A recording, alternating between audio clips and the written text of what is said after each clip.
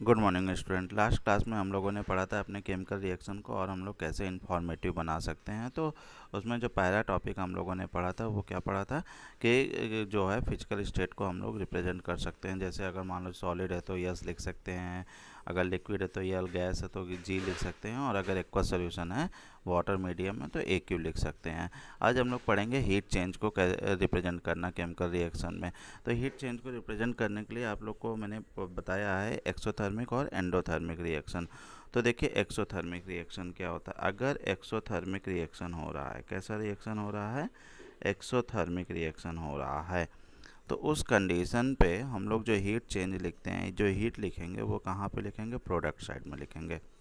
और अगर endothermic process हो रहा है, कैसा प्रोसेस हो रहा है, एंडोथर्मिक प्रोसेस हो रहा है, तब उस समय जो हम लोग हीट लिखते हैं वो कहाँ पे लिखते हैं, रिएक्टेंट साइड में लिखते हैं। बस इतना ही आपको ध्यान रखना है, ठीक है। जैसे आप लोग एक यहाँ पे रिएक्शन देख सकते हो। रिएक्शन क्या दिखलाया है, कार्बन जब ऑक्सीजन के साथ रिएक्शन करेगा तो कार्बन डाइऑक्साइड प्रोड्यूस करेगा। ये कार्बन डाइऑक्साइड गैस प्रोड्यूस करता है, साथ ही साथ हीट प्रोड्यूस होती है। तो हीट प्रोड्यूस हो रही है, एक्सोथर्मिक प्रोसेस हो रहा है, तो हीट को मैंने कहाँ पे लिख दिया, प्रोडक्ट साइड में लिख दिया। एक और रिएक्शन आप लोग देख सकते हो, मेथेन है, ऑक्सीजन के साथ रिएक्शन करता है तो कार्बन डाइऑक्साइड, वाटर और हीट प्रोड्यूस कर रहा है। अच्छा, आप लोग एक चीज़ ध्यान दो, जो है मेथेन चूँकि गैस है, अब मेथेन को जब हम लोग बर्न कर रहे हैं तो कार्बन डाइऑक्साइड, वाटर और हीट प्रोड्यूस हो रही है। एक्सोथर्मिक रिएक्शन है तो हीट को मैंने कहाँ लिखा है, प्रोडक्ट साइड में लिखा है। इसके अलावा बर्निंग ऑफ नेचुरल गैस, ये भी कैसा प्रोसेस है, एक्सोथर्मिक प्रोसेस है। कैसा है, एक्सोथर्मिक प्रोसेस है। इसी तरीके से रेस्पिरेशन कैसा प्रोसेस है, एक्सोथर्मिक है, क्योंकि दोनों में हीट क्या होती है, प्रोड्यूस होती है। ठीक है, क्लियर हो गया आप लोगों को। नेक्स्ट देखो बेटा, कंडीशंस। कंडीशंस क्या है, जब कोई भी केमिकल रिएक्शन हो रहा है तो क्या कंडीशन हो रहा है। कंडीशन का मतलब अगर उसमें जो है कैटलिस्ट लगा हुआ है या जो है उसको हम लोग हीट कर रहे हैं, तो हीट के लिए जो है, जो हीट के लिए सिंबल होता है वो क्या होता है, हीट के लिए डेल्टा होता है। क्या होता है, डेल्टा। तो आप लोग यहाँ पे देख सकते हो कि हीट के लिए हम लोगों ने क्या बना दिया, डेल्टा सिंबल बना दिया है। ठीक है, तो KClO3 है, इसको जब हम लोग हीट कर रहे हैं तो डेल्टा बना दिया। और यहाँ पे MnO2, MnO2 क्या है, मैग्नीज डाइऑक्साइड क्या है, ये कैटलिस्ट को रिप्रेजेंट करता है। कैटलिस्ट क्या होते हैं, ऐसे सब्सटेंस होते हैं जो कि रिएक्शन के रेट को बढ़ा देते हैं। ठीक है, पोटेशियम क्लोराइड ब्रेक डाउन हो जाएगा, किस में ब्रेक डाउन हो जाता है, KCl में ब्रेक डाउन होता है और ऑक्सीजन में ब्रेक डाउन होगा। इसी तरीके से एक और रिएक्शन आप लोग देख सकते हो। इस रिएक्शन में क्या दिखलाया गया है, कार्बन मोनोऑक्साइड। ये कार्बन मोनोऑक्साइड जब हाइड्रोजन के साथ रिएक्शन करती है तो क्या बनाती है, CH3OH, जिसे हम लोग क्या कहते हैं, मेथेनॉल बोलते हैं। ठीक है, मेथेनॉल बोलते हैं, क्या बोलेंगे इसको हम लोग, मेथेनॉल बोलेंगे। ठीक है, क्या बनेगा, लिक्विड बनेगा, तो मैंने फिजिकल स्टेट लिख दिया है। ठीक। अच्छा, साथ ही साथ यहाँ पे देखो कंडीशंस क्या है, 300 एटमॉस्फेरिक प्रेशर है। ATM का मतलब क्या हो गया, एटमॉस्फेरिक प्रेशर, एटमॉस्फेरिक प्रेशर हो गया। ठीक है, और 300 डिग्री सेल्सियस यहाँ पे क्या रिप्रेजेंट कर रहा है, 300 डिग्री सेल्सियस यहाँ पे टेम्परेचर को रिप्रेजेंट कर रहा है। इसके अलावा जिंक ऑक्साइड और क्रोमियम ट्राईऑक्साइड के प्रेजेंस में रिएक्शन होता है। क्लियर हो गया। अब देखिए हम लोग जो है, जो इम्पोर्टेंट, सबसे ज़्यादा इम्पोर्टेंट हमारे पास क्या है, types of chemical reaction. Chemical reaction के कौन कौन से टाइप्स होते हैं। तो आपके जो केमिकल रिएक्शन के टाइप्स पढ़ने हैं वो 5 टाइप्स पढ़ने हैं। कौन कौन से, combination reaction, decomposition, displacement, double displacement और ऑक्सीडेशन एंड रिडक्शन। तो अब हम इन्हीं को देखेंगे ध्यान से। कॉम्बिनेशन रिएक्शन, कॉम्बिनेशन नाम से ही पता चल रहा है, कॉम्बिनेशन क्या होगा कि कंबाइन होना। ठीक है, कंबाइन क्या होता है, जैसे मान लो मैं बात कर रहा हूँ कि दो सब्सटेंस कैपिटल A और B है, ये दोनों कंबाइन होकर के क्या बना ले रहे हैं, एक कंपाउंड C बना ले रहे हैं। ठीक है, समझ में आ रहा है। तो ऐसे रिएक्शन को हम लोग क्या कहेंगे, कॉम्बिनेशन रिएक्शन, जिसमें दो या दो से अधिक सब्सटेंस कंबाइन होकर के एक सिंगल प्रोडक्ट बनाते हैं, सिंगल सब्सटेंस बनाते हैं, तो ऐसे रिएक्शन को हम लोग क्या कहेंगे, कॉम्बिनेशन रिएक्शन। तो कॉम्बिनेशन रिएक्शन यहाँ से आप लोग देख सकते हो क्या बताया जा रहा है, the reaction in which the reaction in which two or more substances combine together to form a single substance. जैसे मैग्नीशियम है, ऑक्सीजन के साथ रिएक्शन करके मैग्नीशियम ऑक्साइड बना दिया। और ये वाला रिएक्शन मैंने आप लोगों को एक्टिविटी में भी बताया है कि जब भी मैग्नीशियम रिबन को एयर में हम लोग बर्न करते हैं तो इसको जो है हम लोग सैंड पेपर से क्लीन करते हैं। क्लीन करने का हमारा पर्पस क्या है, ताकि जो है उसके ऊपर जो मैग्नीशियम ऑक्साइड की लेयर है वो हट जाए जो है। इसी तरीके से हाइड्रोजन ऑक्सीजन के साथ रिएक्शन करते ही H2O का फॉर्मेशन कर लेती है। ठीक है, एक एक्टिविटी हमको परफॉर्म करनी है। एक्टिविटी क्या दिया है, ध्यान दो। Adding calcium oxide to water and observing the change in temperature. क्या होता है, जैसे आपके पास क्या है, एक बीकर है। क्या है आपके पास, एक बीकर है। ये बीकर है और इस बीकर में आपको पानी ले लेना है और साथ ही साथ इसमें आपको क्या डाल देना है, कैल्शियम ऑक्साइड डाल देना है। कैल्शियम ऑक्साइड को और हम लोग किस नाम से जानते हैं, क्विक लाइम के नाम से जानते हैं। किस नाम से जानते हैं, क्विक लाइम के नाम से जानते हैं। तब क्या होगा, आप लोगों ने घर पे भी देखा होगा, जब चूने को पानी में डाल दीजिए तो कुछ देर बाद ग्लास क्या होगी, गर्म हो जाएगी ना। तो मतलब उसका टेम्परेचर क्या हो जा रहा है, बढ़ जा रहा है, राइज इन टेम्परेचर। ठीक है, क्लियर हो गया। तो हम लोग क्या देख रहे हैं, टेम्परेचर क्या हो जा रहा है, राइज हो जा रहा है।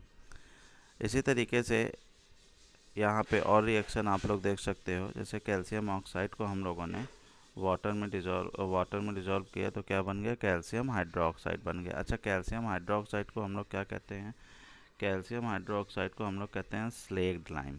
क्या बोलते हैं, स्लेक्ड लाइम। और ये कैसा होता है, सॉलिड होता है। क्लियर हो गया। अच्छा, अब यहाँ पे आप ध्यान दीजिए, कैल्शियम कार्बोनेट है, इसको हीट दोगे, ये तो डिकम्पोजिशन रिएक्शन अभी आगे आप लोग पढ़ोगे जो है। जब इसको हम लोग हीट देते हैं तो हीट देने पे क्या होगा, कैल्शियम ऑक्साइड और कार्बन डाइऑक्साइड और गैस निकल रही है, तो एरो से हमने इसको ऊपर रिप्रेजेंट कर दिया। ठीक है, अब दूसरा क्या है, कॉम्बिनेशन के बाद डिकम्पोजिशन रिएक्शन। डिकम्पोज होना आप लोगों ने पहले भी पढ़ा होगा, बैक्टीरिया वगैरह भी डिकम्पोजिशन में हेल्प करते हैं। ठीक उसी तरीके से यहाँ पे भी डिकम्पोजिशन का मतलब क्या हो गया, तोड़ना हो गया। ठीक है, डिकम्पोजिशन का मतलब क्या हो गया, तोड़ना हो गया। तो क्या होता है, मतलब कोई एक सब्सटेंस, जैसे मान लो कोई एक सब्सटेंस है, यहाँ पे कैल्शियम कार्बोनेट की ही बात करा जा रहा था, CaCO3 है। किस में ब्रेक हो रहा है, कैल्शियम ऑक्साइड में ब्रेक हो रहा है। किस में ब्रेक हो रहा है, कार्बन डाइऑक्साइड में ब्रेक हो रहा है। हम लोगों ने हीट दिया था। तो आप लोग देख क्या रहे हो यहाँ पे कि कंपाउंड ए है जो कि किस में ब्रेक हो जा रहा है, बी में ब्रेक हो जा रहा है या सी में ब्रेक हो जा रहा है। मतलब एक सिंगल कंपाउंड है और दो या दो से अधिक प्रोडक्ट बना रहा है। तो ऐसे प्रोसेस को हम लोग क्या कहेंगे, डिकम्पोजिशन रिएक्शन। अब देखिए यहाँ पे एक एक्टिविटी देते हुए ये आपको डिफिनीशन समझाई गई है। क्या एक्टिविटी है कि फेरस सल्फेट क्रिस्टल को जो है ड्राई टेस्ट ट्यूब में जब हीट करते हैं। ठीक है, हमारे पास क्या है, एक ड्राई टेस्ट ट्यूब है। ये हमारे पास ड्राई टेस्ट ट्यूब है, ये देखो, ये यहाँ पे आप लोग देख सकते हो। और इस ड्राई टेस्ट ट्यूब में हम लोगों ने क्या ले लिया है, फेरस सल्फेट के क्रिस्टल ले लिए हैं, जो कि किस कलर के हैं, ग्रीन कलर के हैं। अब आप देख रहे हो कि फेरस सल्फेट के साथ यहाँ पे मैंने 7 मॉलिक्यूल ऑफ वाटर लिखे हैं। 7 मॉलिक्यूल ऑफ वाटर हमारा लिखने का कारण ये है क्योंकि 7 वाटर मॉलिक्यूल जब ये रहेगा तो ये क्या रहेगा, हाइड्रेटेड। कैसा फेरस सल्फेट रहेगा, हाइड्रेटेड फेरस सल्फेट रहेगा। इसको हम लोग क्या बोलेंगे, हाइड्रेटेड फेरस सल्फेट। ठीक है, हाइड्रेटेड फेरस सल्फेट होगा। समझ में आ रहा है। तो अब देखिए होता क्या है कि जब हम लोग जो है इसको गर्म करते हैं, जो कि किस कलर का है, ग्रीन कलर का है। ठीक है ना, जो ग्रीन कलर का, जब हम लोग इसको गर्म करते हैं तो ये किस कलर का हो जाता है, डार्क ब्राउन कलर का हो जाता है। किस कलर का हो जाता है, डार्क ब्राउन कलर का हो जाता है। ठीक है, तो आपको कलर याद रखना है कि हाइड्रेटेड फेरस सल्फेट को जब आप लोगों ने हीट किया, गर्म किया, तो ये किस में चेंज हो गया, डार्क ब्राउन कलर में चेंज हो गया। उसका कलर क्या है, वो सॉरी डार्क ब्राउन कलर है। उस कंपाउंड का फार्मूला क्या है, Fe2O3 फेरिक ऑक्साइड। ठीक है, अब देखिए डिफिनीशन हम लोग पढ़ लेते हैं। इसका डिफिनीशन क्या होता है, डिफिनीशन अभी बताया क्या होता है।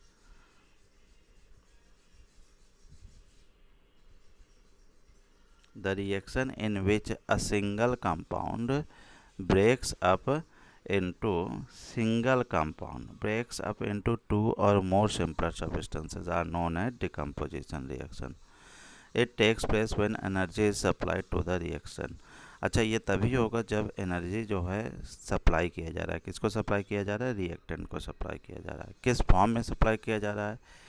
आप लोगों ने एक तो एग्जांपल देखा था हीट के फॉर्म में, इसके अलावा इलेक्ट्रिसिटी के फॉर्म में सप्लाई कर सकते हैं, इसके अलावा हीट के फॉर्म में सप्लाई कर सकते हैं। क्लियर हो गया? अब देखिए डिकम्पोजिशन के भी अलग अलग टाइप हैं। कौन कौन से हैं डिकम्पोजिशन हम लोग देखते हैं यहाँ पे।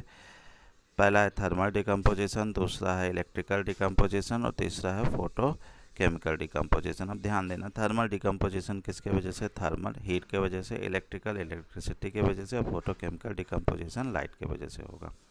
ठीक है, तो थर्मल डिकम्पोजिशन क्या होता है? When decomposition is takes place by the heat that is known as the thermal decomposition. अब आप यहाँ पे एग्जांपल देख सकते हो, कैल्शियम कार्बोनेट को हीट करो तो कैल्शियम ऑक्साइड कार्बन डाइऑक्साइड बन जाएगा। इसी तरीके से फेरस सल्फेट को, अभी यहाँ देखो 7 वाटर मॉलिक्यूल नहीं दिया गया है, ठीक है, तो कोई कंफ्यूज होने की ज़रूरत नहीं है। फेरस सल्फेट को जब आप लोग हीट कर रहे हो तो क्या बन रहा है? फेरिक ऑक्साइड बन जा रहा है, या फिर 2O3। इसका कलर बताओ क्या है? डार्क ब्राउन कलर है। साथ ही साथ सल्फर डाइऑक्साइड गैस बनेगी और सल्फर ट्राइऑक्साइड गैस बनेगी। ठीक है, नेक्स्ट एक्टिविटी हमको क्या परफॉर्म करना है? लेड नाइट्रेट पाउडर को बॉइलिंग ट्यूब में लेना है। बॉइलिंग ट्यूब का मतलब क्या है कि ये जो आप लोग के पास है ये, ठीक है, इसमें क्या ले लेना है? लेड नाइट्रेट पाउडर को ले लेना है, जो कि कैसा होता है? कलरलेस रहेगा। अब जब लेड नाइट्रेट पाउडर को लोगे जो कि कलरलेस रहता है, तब उसको हीट करना है। अब हीट करोगे तो क्या बनेगा? लेड ऑक्साइड बनेगा। क्या बनेगा यहाँ पे? लेड ऑक्साइड बनेगा, जो कि किस कलर का रहेगा? येलो कलर का रहेगा। ठीक है ना, PbO बन जाएगा यहाँ से, नाइट्रोजन डाइऑक्साइड बनेगा और साथ ही साथ ऑक्सीजन बनेगी। क्लियर हो गया? नेक्स्ट हमको क्या देखना है? इलेक्ट्रोलिसिस ऑफ वाटर, वाटर का इलेक्ट्रोलिसिस। तो यहाँ पे आप लोग जो डिकम्पोजिशन देख रहे हैं, ये कौन सा है? इलेक्ट्रिकल डिकम्पोजिशन है। आपको क्या करना है? एक मग ले लेना है, ये मग ले लिया, इसमें आपको 2 इलेक्ट्रोड लगा देने हैं, एक कैथोड लगा देना है, एक एनोड लगा देना है। ये एनोड मैंने लगा दिया, ये क्या लगा दिया? कैथोड लगा दिया। ठीक है, इसके अंदर हमको क्या भर लेना है? वाटर भर लेना है, वाटर भर लेना है, और साथ ही साथ हमको इसके ऊपर क्या लगा देने हैं? टेस्ट ट्यूब लगा देने हैं। 2 टेस्ट ट्यूब लगा देने हैं उल्टे करके। एक टेस्ट ट्यूब ये लगा दिया हम लोगों ने, एक टेस्ट ट्यूब ये लगा दिया, 2 टेस्ट ट्यूब लगा दिए। अब आपको क्या करना है? इलेक्ट्रिसिटी पास करनी है यहाँ से। ठीक है, इलेक्ट्रिसिटी पास करनी है यहाँ पे। जब इलेक्ट्रिसिटी पास करोगे, 6 वोल्ट की बैटरी लगा दो, 6 वोल्ट की।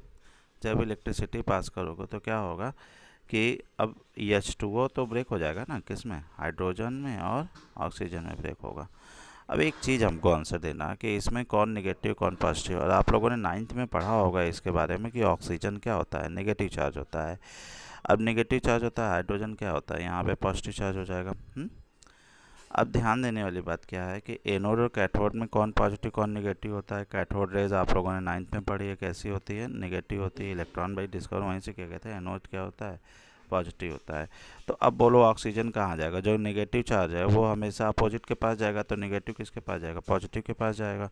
मतलब एनोड पे कौन सी गैस निकलेगी? ऑक्सीजन निकलेगी, और कैथोड पे कौन सी गैस निकलेगी? हाइड्रोजन निकलेगी। ऐसे समझो जो है, ठीक है। तो वो चीज़ें दिया भी गया है, देखो यहाँ पे एक्सपेरिमेंट में, कि एनोड पे कौन सी गैस निकल रही है? ऑक्सीजन है, मैंने बताया, और कैथोड पे कौन सी गैस निकल रही है? हाइड्रोजन गैस निकल रही है। क्लियर हो गया? अब एक एक्टिविटी हमको और देखनी है। क्या देखनी है? ऑब्जर्विंग द, ये जो हमारे पास फोटोकेमिकल डिकम्पोजिशन है, फोटोकेमिकल डिकम्पोजिशन क्या बता रहा है? Observing the colour change of silver chloride when kept in sunlight. ठीक है, आपको क्या करना है? एक पेट्री डिश ले लेना है, एक कटोरी ले लेना है, और उसमें सिल्वर क्लोराइड ले लेना है, AgCl। ये किस कलर का रहेगा? वाइट कलर का रहेगा। ठीक है ना, जब सनलाइट में आप लोग रख देते हो इसको तो क्या बन जाता है? Ag बन जाएगा प्लस Cl2 बन जाएगा। क्लियर हो गया? Ag का कलर क्या होगा? ग्रे हो जाएगा। क्लियर हो गया? तो आप लोगों ने देखा सिल्वर क्लोराइड को जब हम लोगों ने सनलाइट में रखा तो सिल्वर और क्लोराइड का फॉर्मेशन हुआ। इसी तरीके से एक और रिएक्शन हमारे पास है, क्या है कि जब सिल्वर ब्रोमाइड को सनलाइट में, आप देखो वो सिल्वर क्लोराइड किस कलर का था, वो वाइट था। अब यहाँ पे हमारे पास क्या है, ये येलो कलर का है ना, ये किस कलर का है, सिल्वर ब्रोमाइड, ये येलो कलर का है। इसका क्या नाम है, AgBr, सिल्वर ब्रोमाइड है। जब सनलाइट में रखा जा रहा है तो किस में ब्रेक होगा भाई, सिल्वर में, ब्रोमीन में अलग हो जाएगा। तो देख सकते हो यहाँ पे सिल्वर में अलग हो गया और साथ ही साथ किस में अलग हो गया, ब्रोमीन में अलग हो गया। दोनों टाइम में आप देख रहे हो जो सिल्वर का कलर है वो किस कलर का है, ग्रे कलर का है। तो इसको ज़रूर याद रखना, ठीक है। बाकी सिल्वर क्लोराइड और सिल्वर ब्रोमाइड का कलर, सिल्वर क्लोराइड का कोई कलर नहीं है, कलर किसका है, केवल सिल्वर ब्रोमाइड का है। और सिल्वर ब्रोमाइड का कलर कौन सा है, वह येलो कलर है, ठीक है। जितने भी डिकम्पोजिशन रिएक्शन होते हैं, ठीक है, जो लाइट के थ्रू होते हैं, उसे हम लोग और किस नाम से जानते हैं, फोटोलिसिस के नाम से जानते हैं। तो याद रखिएगा, फोटोलिसिस भी आप लोगों के पेपर में आ सकता है कि फोटोलिसिस क्या होता है। तो आप लोग क्या बताओगे, when the decomposition reaction occur with the help of light, that is known as the photolysis. अब जितने भी डिकम्पोजिशन रिएक्शन होते हैं उसमें एनर्जी की ज़रूरत होती है, वो चाहे हीट हो, चाहे लाइट हो, चाहे इलेक्ट्रिसिटी हो। तो कैसे हो जाएंगे, एंडोथर्मिक हो जाएंगे। ये वाला पॉइंट याद रखिएगा, जितने भी डिकम्पोजिशन रिएक्शन होते हैं वो कैसे होते हैं, एंडोथर्मिक होते हैं। क्यों होते हैं, क्योंकि सभी को एनर्जी की रिक्वायरमेंट होती है। अब नेक्स्ट क्लास में हम लोग पढ़ेंगे डिस्प्लेसमेंट रिएक्शन के बारे में, ठीक है। Okay, good bye.